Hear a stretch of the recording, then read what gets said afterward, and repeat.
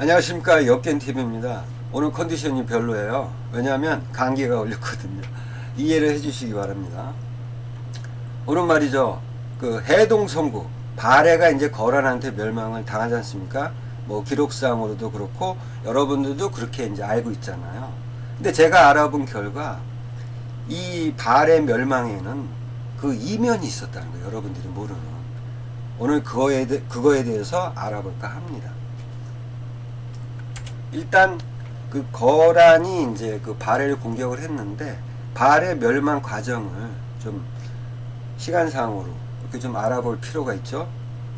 일단은 그 서기 916년입니다. 이때 야일라 보기가 거란의 칸이죠. 각부 대인들을 모조리 죽여버려요. 그리고 거란국을 선포를 합니다.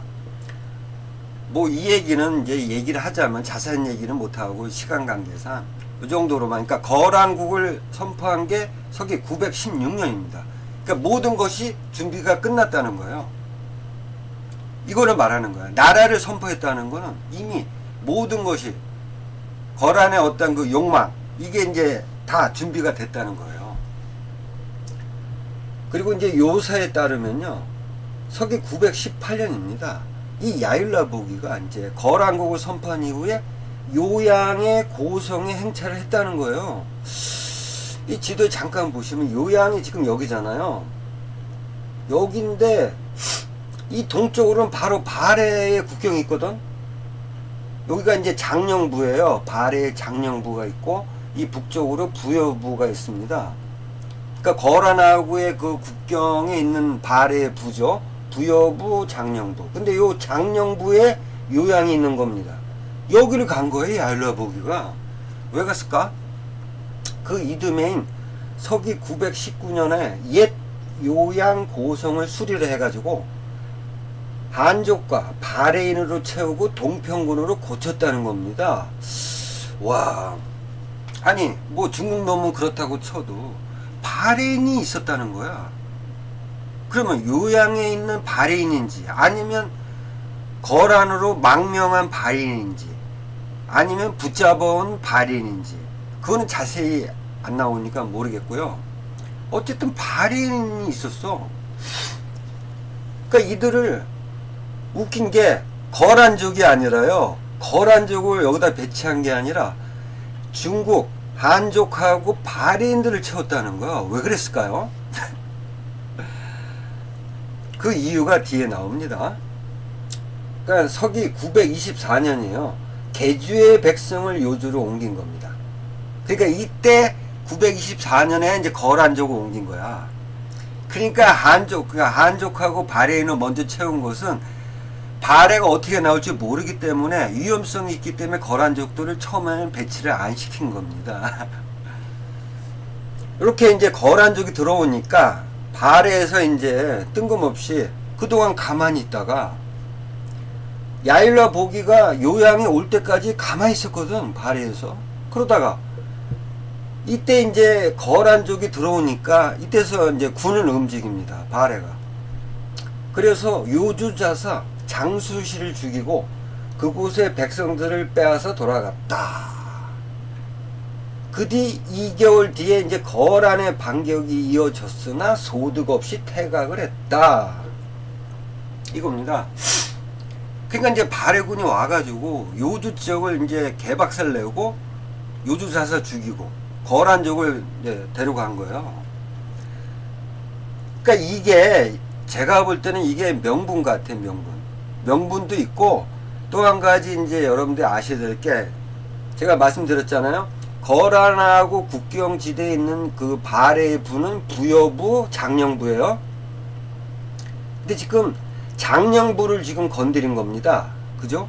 요양을 설치하고 뭐 요주를 설치하고 거기다가 거란족 뭐 한족 이렇게 채워놨잖아요. 이거는 국경지대야. 이거 발해의 어떤 반응을 본 거 아니겠습니까? 그래서 요 장령부에서 공격으로 들어간 겁니다. 그죠?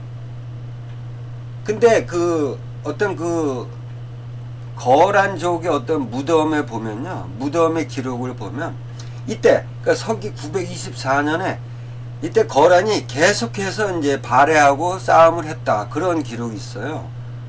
이거를 이제 근거로 삼아서. 그러니까 전쟁은 924년부터 시작이 됐다는 겁니다. 아시겠죠? 그리고 왜 이렇게 발해 수도를 공격하려면 부여부를 공략을 하려면 이쪽에 군대를 집중해야 되고 이쪽에서 뭔가를 해야 되는데 왜 장령부였을까요? 여러분, 왜 장령부를 먼저 건드렸고 장령부에서 먼저 티각티각 했을까요? 이거는 야일라복의 어떤 발해 공격의 전략입니다. 그러니까 뭐냐면 이 수도를 공격을 하려면 기본적으로 이 부여부를 거쳐 가야 돼요.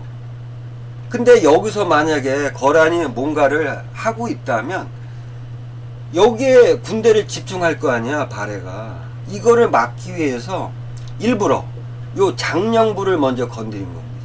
그래야 발해군이 이 장령부에 집중을 하기 때문에. 아시겠죠? 이거를 몰랐던 거야, 발해가. 그래서 서기 925년 12월에 이제 야일라복이가 선전포고를 합니다. 발해와의 대대로 내려온 원수를 갚지 못했다. 그렇죠. 발해가 누구의 후신이죠? 고구려의 후신이잖아. 그러니까 거란은 고구려한테 무진장하게 얻어맞았거든. 그동안. 그 얘기를 하는 거야. 대대로 내려온 원수. 그렇죠. 그래서 어찌 편안히 있을 수 있겠는가? 그래서 내가 지금 공격하려고 하는 거야. 이러고 선전포고를 한 겁니다. 이렇게 나오자 이제 발해에서 다급하죠. 그러면 지금 건드린 데가 장령부잖아요. 여기 부여부 밑에 있는, 남쪽에 있는 장령부. 그러니까 장령부에다가 이제 군대를 대대적으로 보냅니다. 장령부에 대규모 부대를 파견했다. 그리고 이 중요한 부여부, 여기는 상비군을 배치합니다. 상비군 뭡니까? 예비군이지 뭐. 예비군 지금 말할 것 같으면. 그러니까 정예 부대는 장령부로 보내고 부여부는 예비군을 보낸 거야. 이게 말이 되는 겁니까? 그러니까 이 거란의 전략에 말려든 겁니다. 그래서 거란이 이제 12일 만에 부여부를 함락을 합니다. 뭐 군대가 있었지만 이게 장령부에 지금 집중을 했기 때문에. 그래서 부여부가 떨어진 거예요, 여기가. 그럼 떨어졌으면 바로 이제 직공하는 거죠, 수도로. 요 상경이 저는요, 지금의 둔화, 길림성 둔화 지역이라고 보고 있습니다. 물론, 뭐 뒤에서 말씀드리겠지만, 뭐 여러분들이 알고 있는 상경은 여기, 경박호, 여기 북쪽, 여기라고 알고 있잖아요. 아닙니다.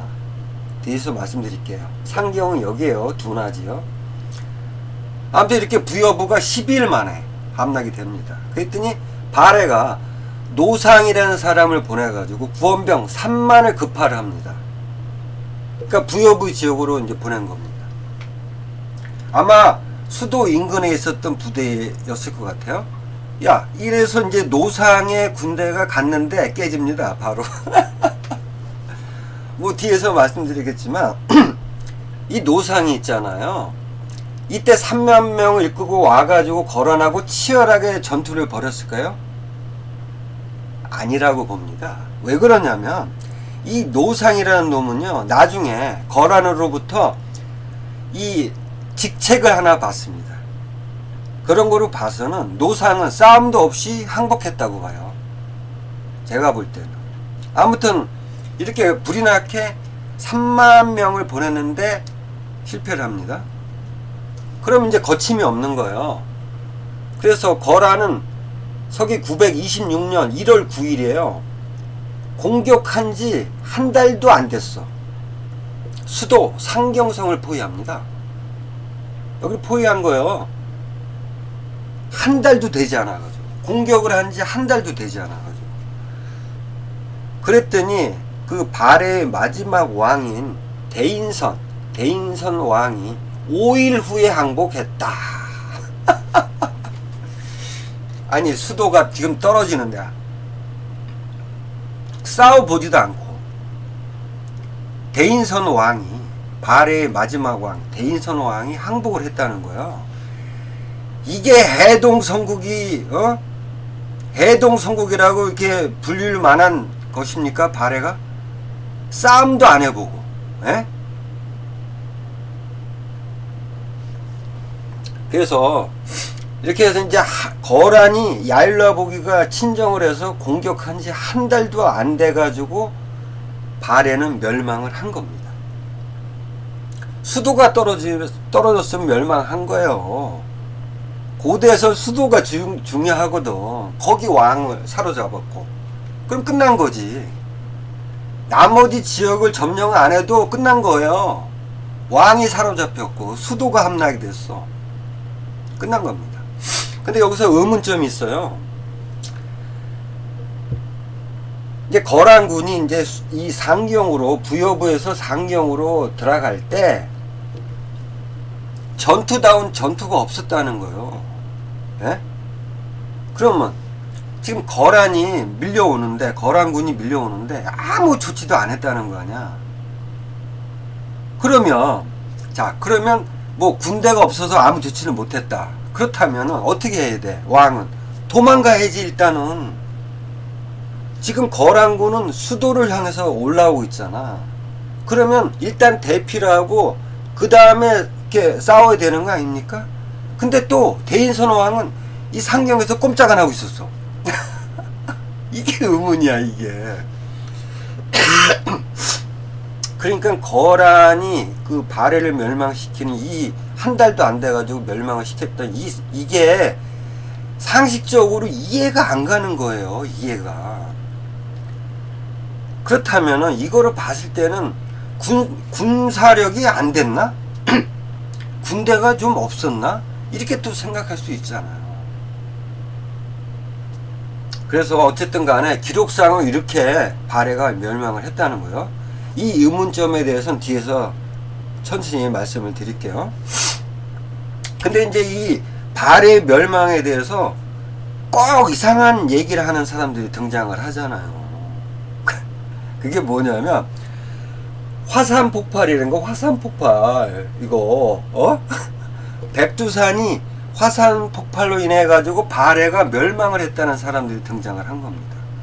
그 선두 주자는 누구냐? 일본 놈입니다. 일본의 화산학자 마치다 히로시. 화산학자래요. 화산. 이 마치다 히로시가 1992년에 이제 백두산 화산 폭발로 인해서 발해가 멸망했다라는 어떤 그 글을 남긴 겁니다. 그리고 이 백두산 폭발은 언제 폭발했냐? 서기 915년이라고 이놈이 추정을 한 겁니다. 915년. 그러면 발해가 멸망한 게 926년이니까 이 말이 맞잖아. 백두산 폭발로 인해서 발해가 멸망할 수도 있다는 이런 가설이 맞을 수도 있잖아요. 서기 915년이라면. 근데 이게 아니라는 게 바로 발표가 돼요. 일본 놈의 이 추정, 서기 915년에 백두산이 화산 폭발했다. 이게 아니라는 게. 영국의 지질학 연구자인 오펜하이머 연구팀이요, 이 백두산에 가가지고 그 채취한 화석화된 나무 이거를 이제 해보니까 연대를 이제 측정을 한 거예요. 그랬더니 이 백두산에서 화산이 폭발한 게 언제냐? 서기 946년 10월에서 12월 사이. 946년. 근데 이 일본 놈은 서기 915년이라 그랬잖아. 당장 그냥 뽀록 나는 거야. 그러니까 화산 학자들마다 틀 수가 있는 거고. 그러니까 누가 이거를 측정하느냐에 따라 다 틀린 거야. 시기가. 어쨌든 간에 이 그 영국 그 지질학 연구팀인 오펜하이머 연구팀은요, 서기 946년 10월에서 12월 사이 딱, 와, 월까지 그냥 딱 나타나니까 이게 더 신빙성 있어 보이잖아. 그리고 이게 왜 이 영국 지질학 연구팀이 더 신빙성이 있냐면요, 기록에도 나오거든요. 그러니까 고려사에 보면요, 서기 946년, 그러니까 정종 때죠. 이때 어떤 기록이 있냐면 하늘에서 천고가 울렸다라는 기록이 있습니다. 그러니까 뭐 엄청나게 그 소리가 들린 거야. 그러니까 어떤 폭발음이 들린 거겠죠. 이런 기록이 있어요. 그 다음에 뭐 정사는 아니지만 일본의 옛 기록에도요, 서기 946년 또는 947년에 화산 폭발로 추정되는 현상이 있다고 기록이 있습니다. 이거로 봤을 때는 이 영국의 오펜하이머 연구팀의 이 시기 서기 946년쯤이다. 이게 맞는 것 같아요. 화산 폭발이.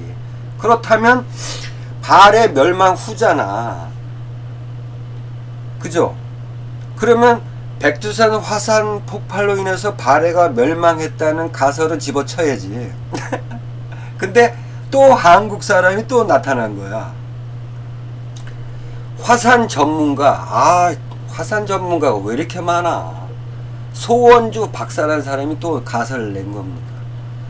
백두산 화산 폭발은 서기, 그러니까 자기가 이제 한번 측정을 해본 거죠. 서기 933년에서 934년 사이다. 이 사람은 또 933년이래.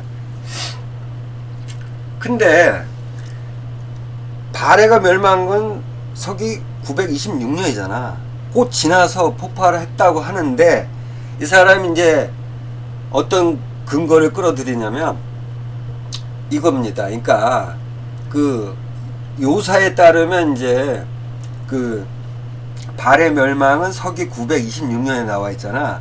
이거를 이제 요사가 틀릴 수도 있다, 이렇게 얘기를 한 겁니다.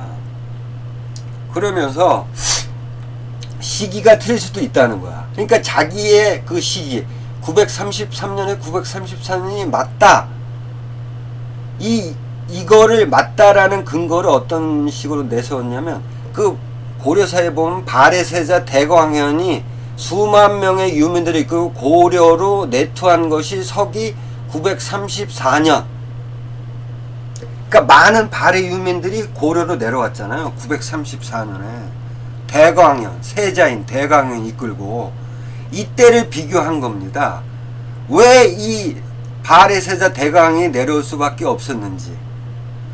백두산이 화산 폭발로 인해 가지고요, 이로 인해 가지고 심각한 냉해 현상이 발생이 됐대. 그래 가지고 이 발해세자인 대광현이 고려로 내려갔다는 거야. 이 사람의 주장입니다. 그러니까 요사, 그러니까 정사의 기록은 무시하고 자기의 의견을 맞추기 위해서 끄집어낸 근거들이야. 이렇단 말이에요.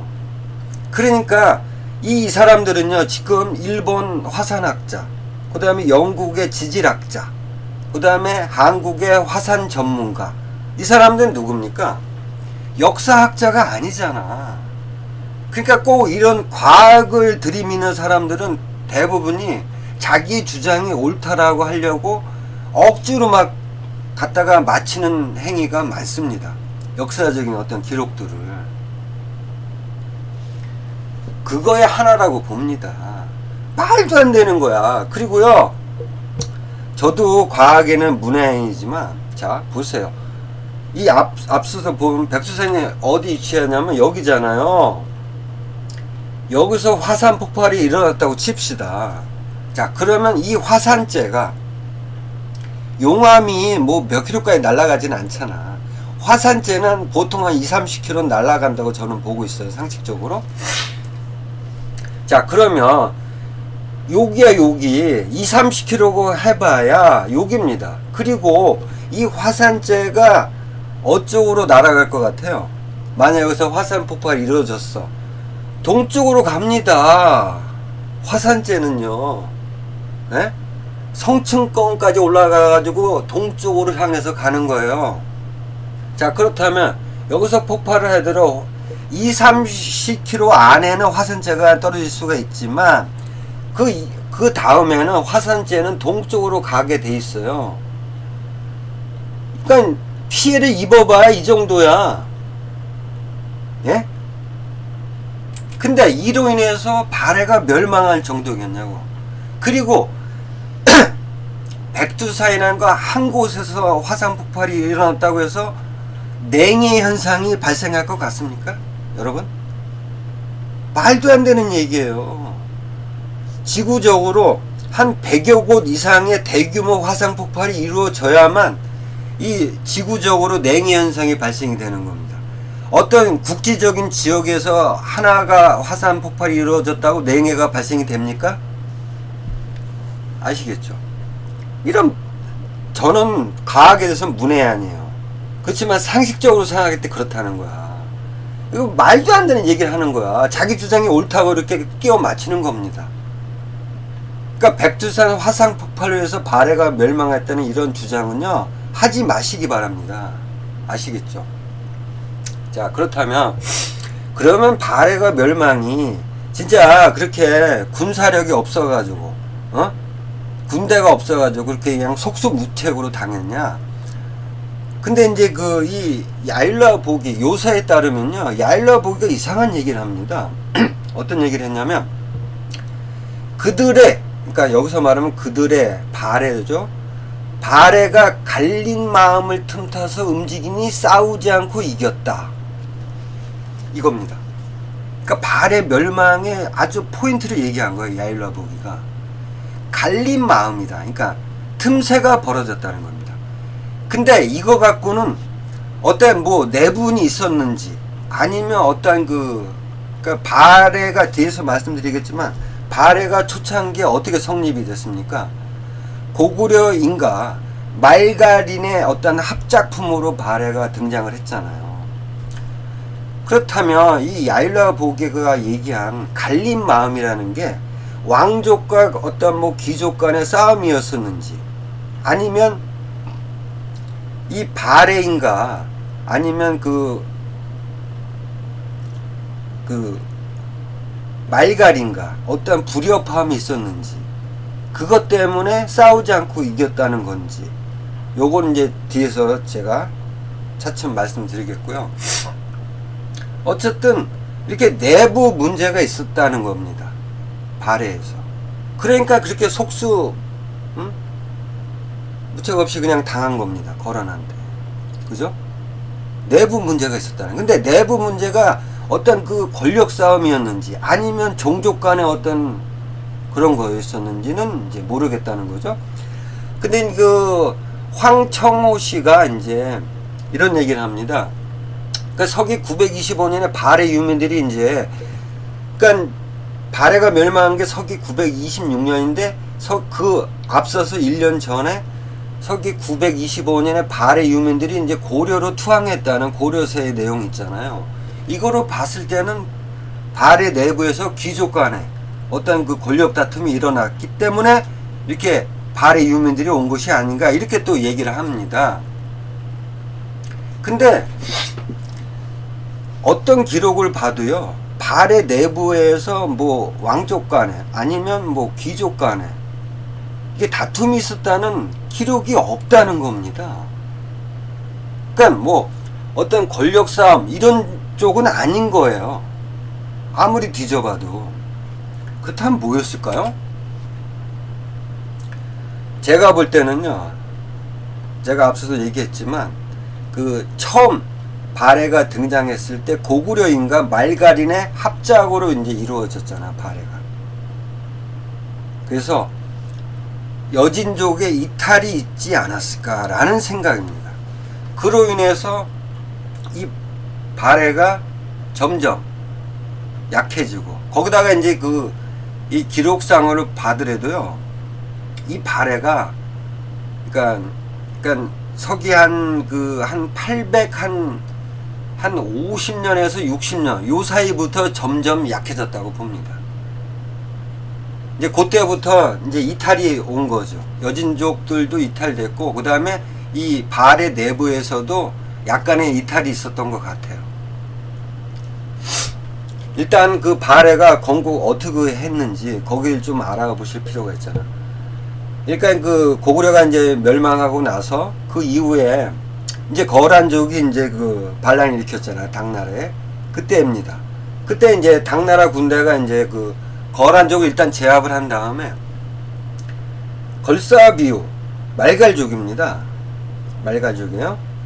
이 걸사비유를 먼저 공격을 해가지고 제가 볼 때는 한 이 정도 요양 한 이 정도에서 아마 걸사비유를 격파를 했다고 봅니다.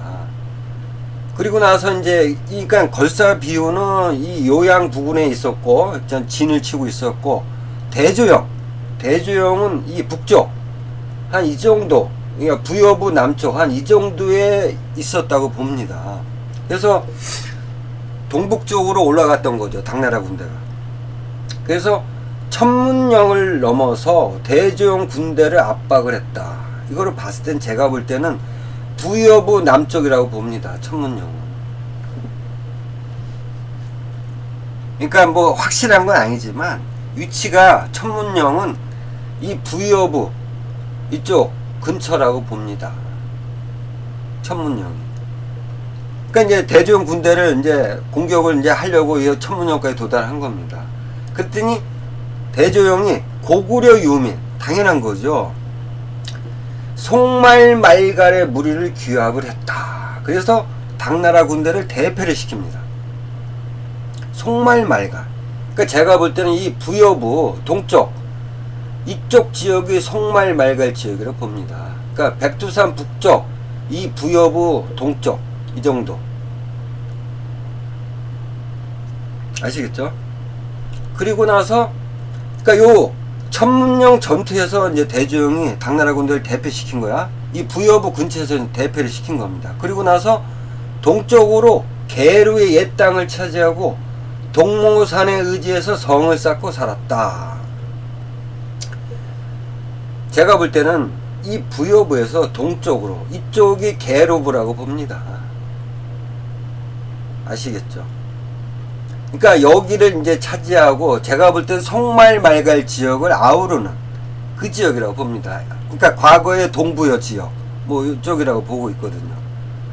그리고 이제 뭐 일단의 말갈족들 그쪽 땅까지 이제 아우른 거죠. 그래서 이걸로 봤을 때는 이제 그 한 요 상경 어떤 부근에 있다가 이제 상경에 이제 성을 쌓고 아마 그 이유겠죠.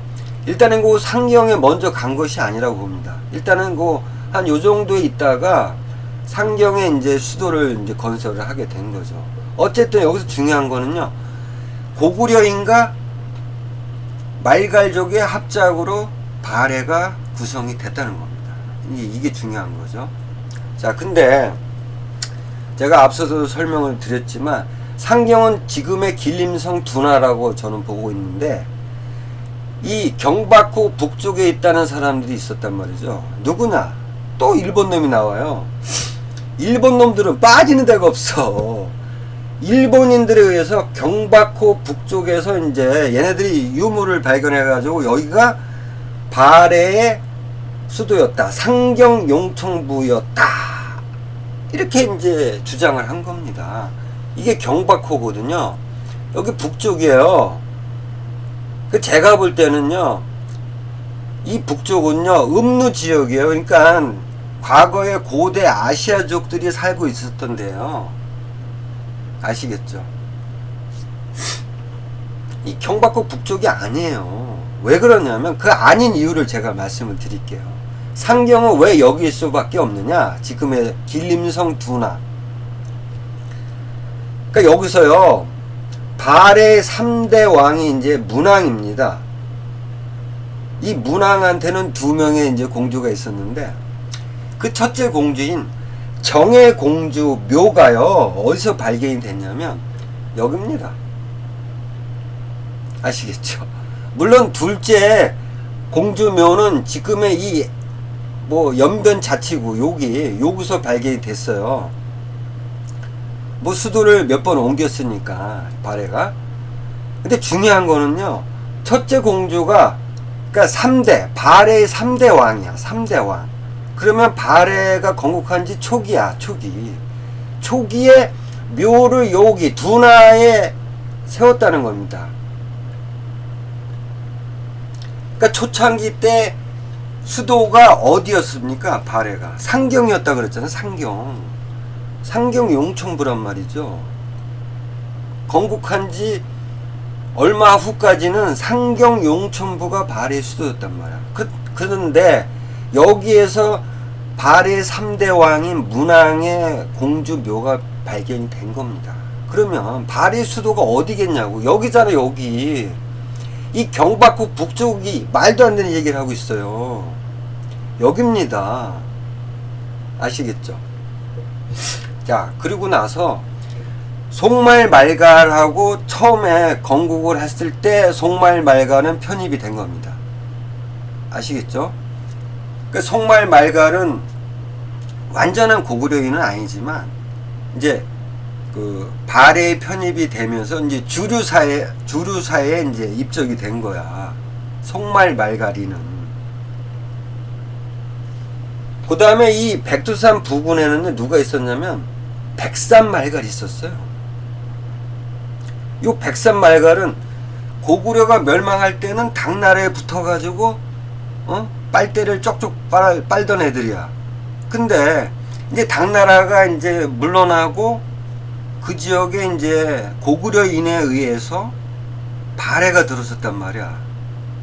근데 이 백산말갈을 어떻게 편입을 시켰습니까? 전쟁을 통해서 편입을 시켰는지 그건 정확치 않습니다만 이 백산말갈도 이제 그 발해에 건국 초기에 편입이 됐다고 저는 보고 있거든요. 왜 그러냐면요, 그 대무의 왕이 이제 당나라를 한번 공격한 적이 있잖아요. 등주를. 그때 공격할 때 그 정도로 공격을 하려면 발해가 적어도 이 압록강 하구, 지금의 신의주까지 넓혀야만 가능한 일이었고요.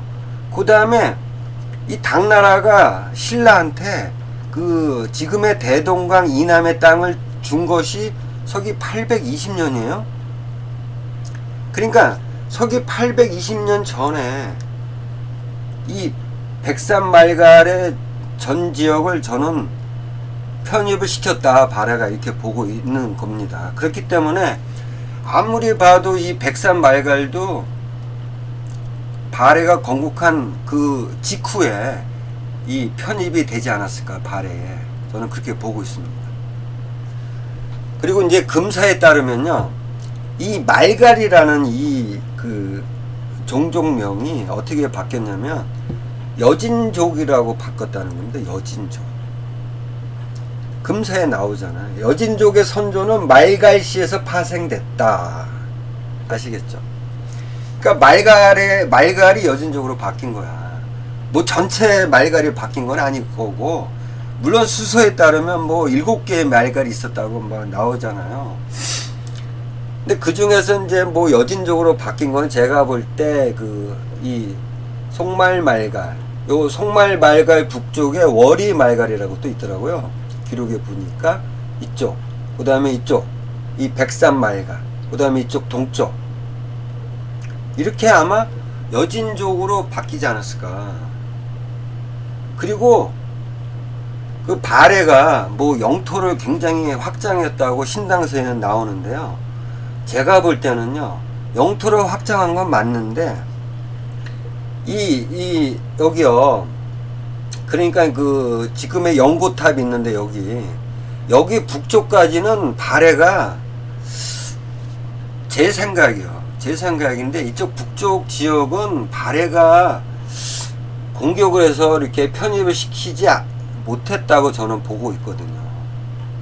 물론 영향력은 미칠 수 있지만 발해가 여기까지, 이 북쪽까지 뭐 지도에 보면 뭐 연해조 북쪽까지 막 그렇게 발해의 땅이었다라고 이제 지도에는 나오는데, 제가 볼 때는 그렇게까지 발해가 확장을 하지 못했다고 저는 보고 있거든요. 한 여기 경박호를 기준으로 해서 요 남쪽, 요쪽까지만 발해의 영역이 아니었을까, 그런 생각이 듭니다. 자, 그리고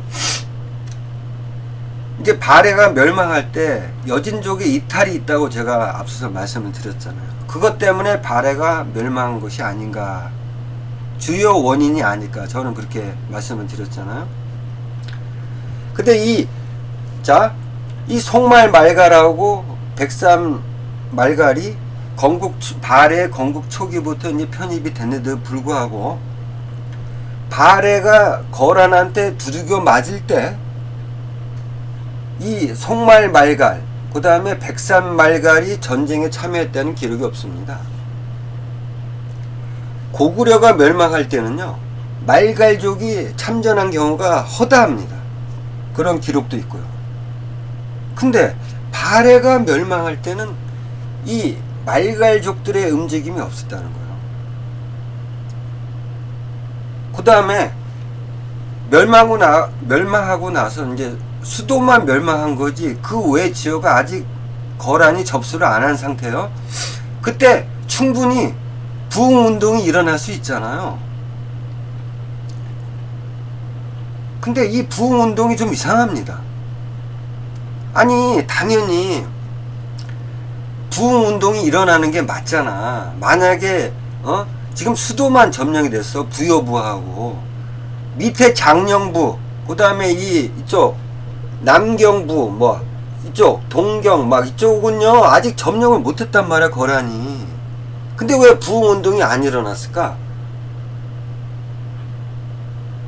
이게 이제 문제인데, 자 보시면 부흥운동이 언제 일어났는지 이걸 보시면 알 겁니다. 그러니까 서기 936년이요. 그러니까 발해가 멸망한 지 10년이요. 10년에 이제 이 거란이 이 상경 지역에다 동당국을 설치합니다. 동쪽에 있는 거란이죠. 동당국을 설치를 했어. 그리고 나서 절반은 발해인들을 등용을 했단 말이죠. 아니 자기를 공격한 거란인데 거기 들어가가지고 관직을 받았단 말이야. 수많은 사람들이. 동당국이 설치될 때 발해는 아무런 움직임이 없었어요. 발해를 되찾고자 하는 움직임도 없었다는 얘기예요. 그러니까 발해의 어떤 주류인들, 말하자면 이제 거의 고구려인이라고 봐야죠. 이 사람들이 문제인 거예요. 이 사람들이 고구려가 멸망했을 때처럼 그렇게 부흥운동이 일어나지 않았단 말이죠. 그래서 동당국이 이제 그 야일라보기가 이제 죽습니다. 죽었는데 이 거란족은 왕이 죽으면 이제 대칸을 이제 뽑아야 되잖아. 그러려면 다들 모여야 된단 말이야. 그리고 이때 이제 그 동당국 주변에서 뭔가 움직임이 포착이 됐던 모양이야. 그래서 이 동당국이 이제 이쪽은요 좀 외지잖아요. 응? 그리고 지금 나머지 이쪽 남쪽 지역은 아직 거란이 손도 못 대고 있는 상황이야. 그러니까 이거로 봤을 땐 굳이 거란이 이 동당국을 여기다가 설치할 이유가 없는 거죠. 그죠? 외지잖아. 그러니까 거란하고 뭔가 좀 협동을 해서 나머지 발해 세력을 물리치려면 여기다가 동당국을 두면 안 된다고 저는 보거든요. 뭐 여타 뭐 여러 가지 이유가 있는데 어쨌든 간에 이 상경에 있었던 동당국이 이제 이 요양 여기로 이제 철수를 합니다. 936년에. 그러니까 동당국이 사라지자마자 2년 후에 서기 938년에 정한국이 이제 들어선 겁니다. 최초의 부흥운동이죠. 근데 웃겨. 자, 동당국이 이제 이렇게 옮겨갈 때 수많은 발해인들을 끌고 갔거든요. 936년에요. 대부분의 발해인들, 귀족이나 왕족들은 이때 다 끌려가거나 그 다음에 남쪽에 있었던 그 발해의 어떤 뭐 세자도 고려로 망명을 했잖아요. 왕건 고려한테. 엄청나게 많은 수가 또 고려로 갔어. 그러니까 거란으로 간 사람, 그 다음에 남쪽에 왕건 고려로 간 사람, 이거 어마어마한 숫자가 이제 대부분의 그 발해의 주류 세력들은 다 빠져나갔다고 보는 겁니다. 그 이후에요. 그 이후에 정한국이 들어선 거야. 근데 뭐 여기 정한국 뭐 어떤 귀족 세력이라고 보고 있거든요. 그러니까 문제는 뭐냐면 정한국이 들어설 만한 이유가 뭐냐면 지금 거란이 다 빠져나갔잖아요. 여기서 여긴 거란 군대가 없단 말이죠. 그럼 당연한 거죠. 그러면 지금 대다수의 그 발해의 주류 세력들 다 빠져나가고 거란도 다 빠져나갔어. 그럼 여기 남아있는 종족은 누굴까요? 여진족들밖에 없는 거야. 일부의 그 발해의 귀족들 외에는. 그러니까 무주공산이니까 정한국이 여기다가 나라를 설치를 한 거예요. 거란은 거들떠보지도 않았단 말이야. 왜냐하면 거란이 내부 사정이 좀 있었어요. 그거는 뭐 오늘 주제하고 상관없으니까. 어쨌든 간에 거란은 여기 신경 쓸 새가 없었어. 정한국이 들어서든 말든 간에. 아시겠죠? 정한국이 그렇단 말이죠. 그런 상황에서 정한국이 들어선 거야. 진짜 막 거란이 있을 때 정한국이 들어섰으면 제가 이해를 합니다. 물론 뭐 어떤 다른 학자들은 이 정한국 때문에 이 동당국이 옮겨진 것이 아닌가 이런 사람도 있어요. 물론 그럴 수도 있는데 어떤 사항들을 고려해 본 결과는요, 거란이 빠져나간 후에 정한국이 들었었다고 저는 보거든요. 무주공산일 때. 그리고 지금의 이 연변자치구 한 이 동쪽에 이제 오랴국이라는 게 있었어요. 요거는 이제 정한국이 멸망한 다음에 생긴 거예요. 아시겠죠? 그러니까 발해가 멸망할 때 부흥운동들이 일어난 게 아니라는 거예요. 그러니까 정한국도 일단 요양으로 물러섰잖아, 거란이. 그런 다음에 재정비한 다음에 이제 정한국을 칩니다. 서기 986년에 바로 멸망을 시켜요. 그래서 여기서 쫓겨난 오소도라는 사람이 이 정한국에 있었던 사람이야. 이 사람이 또 이 동쪽으로 가서 올야국을 이제 또 만든 거예요. 근데 이 올야국도 990년인가 그때 또 멸망을 해요. 바로 995년인지 아무튼 그때. 그러니까 이거를 봤을 때요, 이 발해 사람들이 부흥운동을 했다 이렇게 볼 수가 없다는 겁니다. 그냥 나머지 사람들 이제 대다수가 여진족들이고 일부의 이제 발해 귀족이나 이런 사람들이 뜨문뜨문 있었겠죠. 그러니까 주류는 이미 다 빠져나갔어. 그런 상황에서 무슨 그게 부흥운동이겠습니까? 그리고요, 일단 그 서기한 제가 볼 때는 대인수 이후에, 대인수왕 이후에 뭔가 이 남쪽 지역, 이 백산말갈 지역 이쪽 있잖아요. 이쪽 지역에서 여진족들이 대거 발해의 반기를 들지 않았을까, 저는 그렇게 생각을 합니다. 왜 그러냐면 기록에 보면, 삼국사의 기록에 보면요, 서기 886년에 신라 북진, 뭐 지금의 뭐 안변 그쪽이겠죠. 이제 고성, 그쪽에서 이제 보고를 합니다. 신라 조정에 보로국하고 흑수국, 여기 이제 흑수국은 거의 이제 한경도의 흑수라고 있어요. 그 흑수 여진족을 말하는 거예요. 여기에 이 사람들이 신라국과 화친을 맺고자 한다 이렇게 보고를 한 겁니다. 886년에. 그러니까 이 이전부터 이미 이쪽, 그러니까 백산말갈 지역, 이쪽 남쪽 지역에 있는 이 여진족들은 이미 마음이 떠난 겁니다. 발해에서. 그리고 여기에 대해서 발해도 어떤 조치를, 대응 조치를 못했던 겁니다. 그냥 두고 볼 수밖에 없는 그런 상황이었던 거죠. 그러니까 발해가 그 많이 위축이 됐다, 저는 그렇게 보고 있습니다. 군사력뿐만 아니라 모든 면에서 발해가 해동성국의 타이틀을 잃었다, 저는 이렇게 보고 있습니다. 이때. 그리고 서기 918년이에요. 그러니까 발해가 멸망한 게 926년이니까 그 이전을 지금 말하는 겁니다.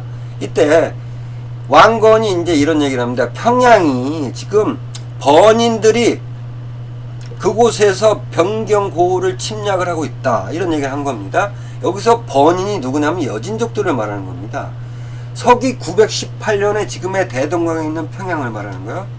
지금 여기서 말하는 평양은 그 대동강 주변에 지금 여진족들이 들어와 살고 있다는 거야. 918년에. 그러니까 이 백산 말갈족들이 이미 여기 다 차지를 한 겁니다. 지금의 대동강 부근까지 여진족의 땅인 거야.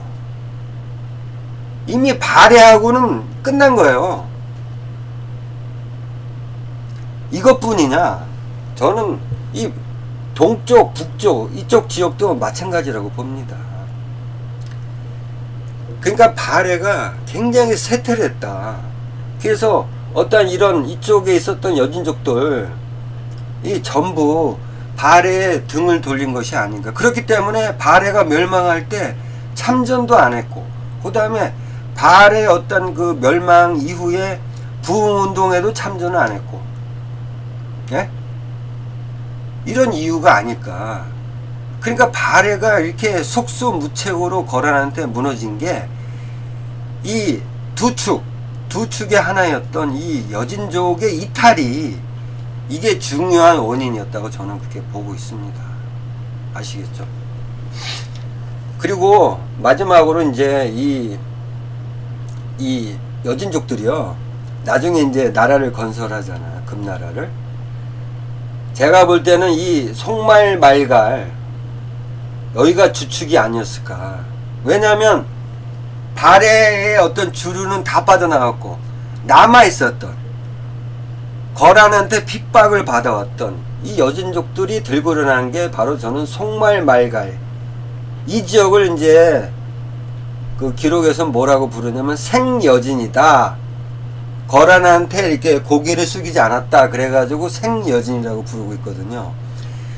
이 송말 말갈 생여진이 여기를 통합을 한 겁니다. 여진족 일대를. 그래서 금나라를 건국을 하게 됩니다. 참 아이러니하죠. 이래서 저희가 만주를 잃게 된 겁니다. 아시겠죠? 그러니까 이 발해에서 여진족들이 이탈하면서 발해가 멸망하는 중요한 원인이 됐었고, 이로 인해서 여진족들이 나중에 금나라를 건국하게 되는 그런 이 발해의 멸망이 그런 거에 어떤 그 배경이 되지 않았을까, 저는 그런 생각을 합니다. 아시겠죠? 그러니까 오늘 중요한 거는요, 발해 멸망의 중요한 원인은 여진족의 이탈이 있었다는 겁니다. 아시겠죠? 다음에 또 좋은 내용으로 찾아뵙도록 하겠습니다. 감사합니다.